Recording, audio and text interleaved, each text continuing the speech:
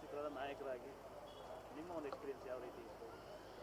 ಅದೇ ಅಂದರೆ ನಾನು ಈ ಸಿನಿಮಾಗೆ ಆಡಿಷನ್ಸ್ ಮೂಲಕ ಸೆಲೆಕ್ಟ್ ಆಗಿದ್ದು. ಒಬ್ಬ ಸ್ಟೂಡೆಂಟಾಗಿ ಹೋದೆ.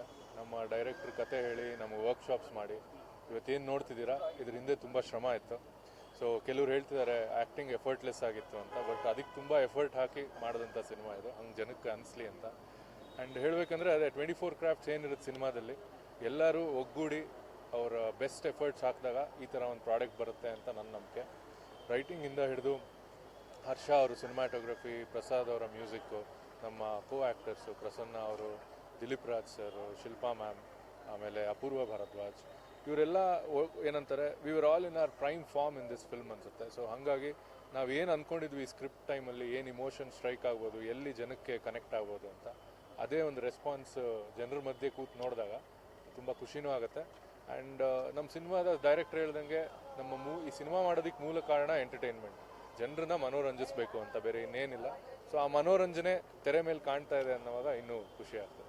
ಸರ್, ಎಲ್ಲೋ ಒಂದು ಕಡೆ ಇಡೀ ಟೀಮು ಹೊಸ ಟೀಮ್ ಆದರೂ ಕೂಡ ಎಲ್ಲೋ ಒಂದು ಕಡೆ ಮೋದಿನಿ ತುಂಬ ಎಕ್ಸ್ಪೀರಿಯನ್ಸ್ ಟೀಮ್ ಅನ್ನೋ ಥರನೇ ವರ್ಕ್ ಆಗಿದೆ. ಆ್ಯಕ್ಚುಲಿ ಹೀರೋ ಆಗಿಯೂ ನೀವು ತುಂಬ ಎಕ್ಸ್ಪೀರಿಯನ್ಸ್ ಅನ್ನೋ ಥರ ನಟನೆ ನೋಡಿದರೆ ಗೊತ್ತಾಗುತ್ತೆ, ಎಲ್ರಿಗೂ ಹೊಸಬ್ರು ಅಂತ ಅನ್ಸೋದೇ ಇಲ್ಲ. ಇದು ಹೇಗೆ ಅಂತ ಸರ್? ಅದೇ ಇದು ನನ್ನ ಎರಡನೇ ಸಿನಿಮಾ. ಇದು ಮೇಡ್ ಇನ್ ಬೆಂಗಳೂರು ಅಂತ ಪ್ರದೀಪ್ ಶಾಸ್ತ್ರಿ ಅವರ ಡೈರೆಕ್ಷನಲ್ಲಿ ಮೊದಲನೇ ಸಿನಿಮಾ, ಇದು ಕೇಶವಮೂರ್ತಿ ಅವ್ರದ್ದು ಎರಡನೇ ಸಿನಿಮಾ.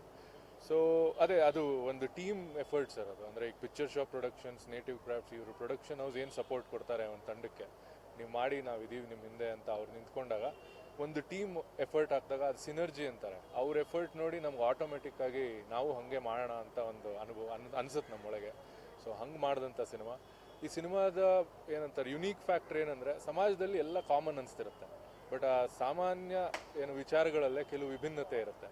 ಅದನ್ನೆಲ್ಲ ಐಡೆಂಟಿಫೈ ಮಾಡಿ ಒಟ್ಟಿಗೆ ತಂದು ಮಾಡಿದಂಥ ಸಿನಿಮಾ. ಪ್ಯಾರಲಲ್ ನರೇಟಿವ್ಸ್ ನಡೀತಿರೋವಾಗ ರೋಡ್ ಹಂಗೆ ಇರುತ್ತೆ, ಬಟ್ ಅದರಲ್ಲಿ ಬೇರೆ ಯಾವ ಥರ ಜನ ನಡೀತಿರ್ತಾರೆ, ನಾವು ನೋಡಿದಾಗ ಎಲ್ಲರೂ ನಡೀತಿದ್ದಾರೆ ಅನ್ಸುತ್ತೆ, ಬಟ್ ಅವ್ರ ಮನಸ್ಸಲ್ಲಿ ಏನು ನಡೀತಿರುತ್ತೆ. So it's a combination of philosophy, drama and ಆ ಮ್ಯೂಸಿಕ್, ಸ್ಪೆಷಲಿ ಆ ಮ್ಯೂಸಿಕಲ್ ಎನ್ವೈರ್ನ್ಮೆಂಟ್ ಏನು ಕ್ರಿಯೇಟ್ ಮಾಡಿದ್ದೀವಿ ನಾವು ಜನಕ್ಕೆ. ಸೊ ನನಗನ್ಸುತ್ತೆ ಇಟ್ಸ್ ಅ ಕಂಪ್ಲೀಟ್ ಎಂಟರ್ಟೈನರ್. ಹಬ್ಬಕ್ಕೆ ಒಂದು ಒಳ್ಳೆ ಕನ್ನಡ ಸಿನಿಮಾ. ಪ್ರತಿ ಸತಿ ನಾನು ಚಿಕ್ಕ ವಯಸ್ಸಿಂದ ಆ್ಯಕ್ಟರ್ ಆಗಬೇಕು ಅಂದ್ಕೊಳ್ಳೋಕೆ ನನಗನ್ಸೋದು ನಮ್ಮ ಕನ್ನಡ ಸಿನಿಮಾ ಹಬ್ಬಕ್ಕೆ ಬರ್ತಾ ಇದ್ರೆ ನಮ್ಗೆ ಫ್ರೀ ಇರ್ತೀವಿ, ಹೋಗಿ ನೋಡೋಕ್ಕೂ ಖುಷಿ ಇರುತ್ತೆ ಅಂತ.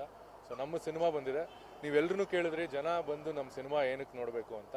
ನಾನು ಹೇಳೋದೊಂದೇ, ಒಂದು ಒಳ್ಳೆ ಕನ್ನಡ ಸಿನಿಮಾ ಹಬ್ಬಕ್ಕೆ ಬಂದಿದೆ, ನೀವೆಲ್ಲ ಬಂದು ನೋಡಿ, ನಿಮ್ಮ ಆಶೀರ್ವಾದ ನಮ್ಮ ಮೇಲಿದ್ರೆ ಅದಕ್ಕಿಂತ ಇನ್ನೇನು ಬೇರೆ ಬೇಕು. ಸರ್, ಇವತ್ತು ಕನ್ನಡ ಚಿತ್ರರಂಗ ಸೊರಗ್ತಾ ಇದೆ, ಇಂಥ ಸೊರಗ್ತಿರೋ ಟೈಮಲ್ಲಿ ಏನೋ ವೀಕ್ನೆಸ್ ಇಂದ ಸೊರಗ್ತಾ ಇದೆ. ಇಲ್ಲ ಸರ್, ನನಗೆ ನೀವು ಎರಡನೇ ಚಿತ್ರದಲ್ಲಿ ಒಂದು ಉದಯೋನ್ಮುಖ ನಟನಾಗಿ ಹೊರಹೊಮ್ಮಿದ್ದೀರಾ ಅಂತಲೇ ಹೇಳ್ಬೋದು. ಈ ಚಿತ್ರ ನೋಡಿದವ್ರಿಗೆ ಗೊತ್ತಾಗುತ್ತೆ, ಎಸ್ಪೆಷಲಿ ನಿಮ್ಮ ಒಂದು ಅಭಿನಯ ಯಾವ ರೀತಿ ಇದೆ ಅನ್ನೋದು. ಅಂದರೆ ನಾವು ನೋಡಿದ್ದೀವಿ, ನಾನು ಹೇಳ್ತಾ ಇದ್ದೀನಿ. ಬಟ್ ಇದಕ್ಕೆಲ್ಲ ನೀವು ಏನು ಹೇಳ್ತೀರಾ ಈ ಚಿತ್ರರಂಗದ ಬಗ್ಗೆ? ಇಲ್ಲ ಸರ್, ನಾನು ಅಂದರೆ ನೀವು ನನ್ನ ಬಗ್ಗೆ ಹೇಳಿದ್ದಕ್ಕೆ ಧನ್ಯವಾದ. ಬಟ್ ಚಿತ್ರರಂಗದ ಬಗ್ಗೆ ನಾನು ಹೇಳೋಕೆ ಏನಂದರೆ ಸರ್, ಮೊದಲನೇದಾಗಿ ನಾವು ಒಂದು ತಿಳ್ಕೋಬೇಕು, ನಮ್ಮ ಕನ್ನಡ ಸಿನಿಮಾ ವೀಕ್ಷಕರು ಏನಿದ್ದಾರೆ ಅವರೆಲ್ಲ ಗ್ಲೋಬಲ್ ಆಡಿಯನ್ಸ್ ಸರ್. ಅವ್ರು ಈ ಪ್ರಪಂಚಾದ್ಯಂತ ಯಾವ ಒಳ್ಳೆ ಸಿನಿಮಾ ಬಂದರೂ ನೋಡ್ತಾರೆ, ಒಳ್ಳೆ ಸಿನಿಮಾಗೆ ಯಾವತ್ತೂ ಸಾಥ್ ಕೊಡ್ತಾರೆ. ಅಂದರೆ ಅವರು ಬೇರೆ ಭಾಷೆ ಈ ಭಾಷೆ ಅನ್ನೋ ವ್ಯತ್ಯಾಸ ಇಲ್ಲ. ಒಳ್ಳೆ ಸಿನಿಮಾ ಅದು ತುಂಬ ಡೆಮೋಕ್ರೆಟಿಕ್. ಸಿನಿಮಾ ನಡೆಯೋದೇ ಹಂಗೆ. ನೀವು ಬೇರೆ ಫೀಲ್ಡಲ್ಲೆಲ್ಲ ಎಷ್ಟು ಹಣ ಬೇಕಿದ್ರೂ ಹಾಕಿ ನಾನು ದೊಡ್ಡವನು ನಾನು ಚಿಕ್ಕವನು ಅಂತ ನಿಂತ್ಕೋಬೋದು, ಬಟ್ ಸಿನಿಮಾ ಹಂಗೆ ನಿಲ್ಲಲ್ಲ. ಹಣ ಹಾಕಿ ಸಿನಿಮಾ ಮಾಡ್ಬೋದು ಅಷ್ಟೇ, ಜನ ಕೈ ಹಿಡಿದ್ರೆ ಕೈ ಹಿಡ್ದಂಗೆ, ಇಲ್ಲ ಅಂದರೆ ಇಲ್ಲ. ಸೊ ನಮ್ಮ ಜನತೆಗೆ ಫಸ್ಟ್ ಥ್ಯಾಂಕ್ಸ್ ಹೇಳಬೇಕು, ಅಷ್ಟು ಡೆಮೋಕ್ರೆಟಿಕ್ ಆಗಿದ್ದು. ನಾವು ಪ್ರತಿ ಕ್ಷಣ ಅವ್ರಿಗೆ ಒಳ್ಳೆ ಸಿನಿಮಾ ಮಾಡಬೇಕು ಅಂತ ನಮ್ಮಲ್ಲಿ ನಾವು ತಿದ್ಕೋತಿರ್ತೀವಲ್ಲ, ಅದು ಅವರಿಂದನೇ ಬರೋದು. ಸೊ ಅವ್ರಿಗೆ ಥ್ಯಾಂಕ್ಸ್ ಹೇಳಬೇಕು. ಯಾವುದೇ ರೀತಿ ಕೊರತೆ ಅಂತೂ ಕಾಣಿಸ್ತಿಲ್ಲ, ಒಳ್ಳೆ ಸಿನಿಮಾಗಳು ಹೆಚ್ಚಾಗಿ ಬರಲಿ ಅಂತ ಅವ್ರು ಕೇಳ್ತಿದ್ದಾರೆ. ಅದು ಫಿಲ್ಮ್ ಮೇಕರ್ಸಾಗಿ ಮಾಡೋ ಜವಾಬ್ದಾರಿ ನಮ್ಮದು. ಆ ಜವಾಬ್ದಾರಿ ವಹಿಸಿ ಈ ಥರ ಇನ್ನೂ ಹೆಚ್ಚಾಗಿ ಒಳ್ಳೆ ಸಿನಿಮಾ ಮಾಡ್ತೀವಿ ಅನ್ನೋ ಒಂದು ಪ್ರಾಮಿಸ್. ನಾನು ಅಪರೂಪಕ್ಕೆ ಸಿನಿಮಾ ನೋಡೋದು. ಸೊ ಎಲ್ಲ ತುಂಬ ಕಡಿಮೆ ಬಡ್ಜೆಟ್ನಲ್ಲಿ ಭಾಳ ಉತ್ತಮ ಸಿನಿಮಾ ಮಾಡಿದ್ದಾರೆ, ಬನ್ನಿ ಅಂತ ಕರೆದ್ರು. ಸೊ ಇದು ಸಿನಿಮಾ ನೋಡೋಣ ಅಂತ ಬಂದೆ. ನಿಜವಾಗ್ಲೂ ನಿಮ್ಮ ವಸ್ತುಗಳೇ ನೀವೇ ಜವಾಬ್ದಾರರು.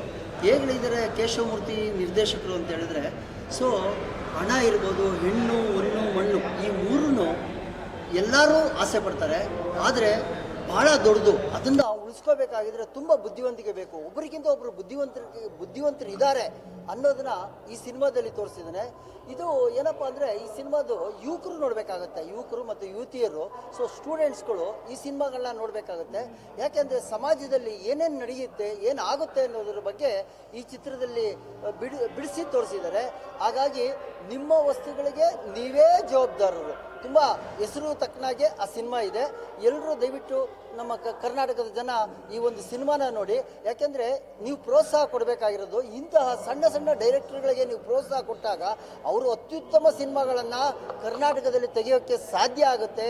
ಬೇರೆ ಭಾಷೆ ಸಿನಿಮಾಗಳು ನಮ್ಮ ಕರ್ನಾಟಕದಲ್ಲಿ ಓಡದೇ ಇದ್ದಂಗೆ ಇಂತಹ ನಿರ್ದೇಶಕರಿಗೆ ನೀವು ಅವಕಾಶಗಳನ್ನ ಕೊಟ್ಟಾಗ ಹೆಚ್ಚೆಚ್ಚು ಅವಕಾಶಗಳು ಕನ್ನಡ ಸಿನಿಮಾನ ಬಂದು ನೀವು ನೋಡಿದಾಗ ಇಂಥ ನಿರ್ದೇಶಕರು ಎಲ್ಲೋ ತೆರೆಮರೆಯ ಹಿಂದೆ ಇದ್ದಂತಹ ನಿರ್ದೇಶಕರು ಮೇಲೆ ಬರ್ತಾರೆ, ಉತ್ತಮ ನಿರ್ದೇಶಕ ಆಗ್ತಾರೆ.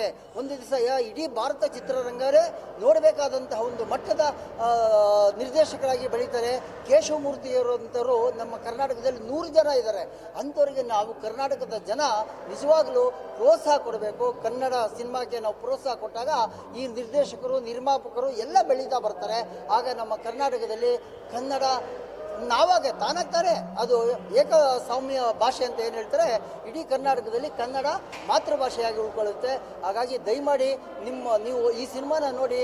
ಭಾಳ ಅತ್ಯುತ್ತಮವಾಗಿದೆ, ಯುವಕರಿಗೆ ಭಾಳ ಮಾರ್ಗದರ್ಶನವಾಗಿದೆ, ಯುವತಿಯರಿಗೆ ಅತ್ಯುತ್ತಮ ಮಾರ್ಗದರ್ಶನವಾಗಿದೆ. ಬುದ್ಧಿವಂತಿಕೆ ಅಂದರೆ ಏನು ಅನ್ನೋದನ್ನ ಇದರಲ್ಲಿ ಭಾಳ ತೋರಿಸಿದರೆ, ಒಂದು ಮರಕ್ಕಿಂತ ಒಂದು ಮರ ದೊಡ್ಡದಿರುತ್ತೆ, ಒಬ್ಬರು ಬುದ್ಧಿವಂತರಿಗಿಂತ ಇನ್ನೂ ಬುದ್ಧಿವಂತರಿರ್ತಾರೆ, ಅದು ಅವ್ರಿಗಿಂತ ಇನ್ನೂ ಬುದ್ಧಿವಂತರು ಇರ್ತಾರೆ ಅನ್ನೋದೇ ಈ ಸಿನಿಮಾದ ಜಾಡು. ದಯಮಾಡಿ ಕರ್ನಾಟಕದ ಎಲ್ಲ ಬಂದು ಈ ಸಿನಿಮಾನ ನೋಡಿ. ನಿರ್ದೇಶಕರು ಮತ್ತು ನಿರ್ಮಾಪಕರಿಗೆ ಇಂಥವರಿಗೆ ನೀವು ತುಂಬ ಅವಕಾಶ ಮತ್ತು ನಟರಿಗೆ ಅವಕಾಶ ಕೊಟ್ಟರೆ ಕರ್ನಾಟಕ ಚಿತ್ರರಂಗ ಅತ್ಯುತ್ತಮ ಮಟ್ಟಿಗೆ ಬೆಳೆಯುತ್ತೆ ಅಂತ ನಾನು ಹೇಳ್ತೀನಿ. ಜೈ ಹಿಂದ್, ಜೈ ಕರ್ನಾಟಕ ಮಾತೆ.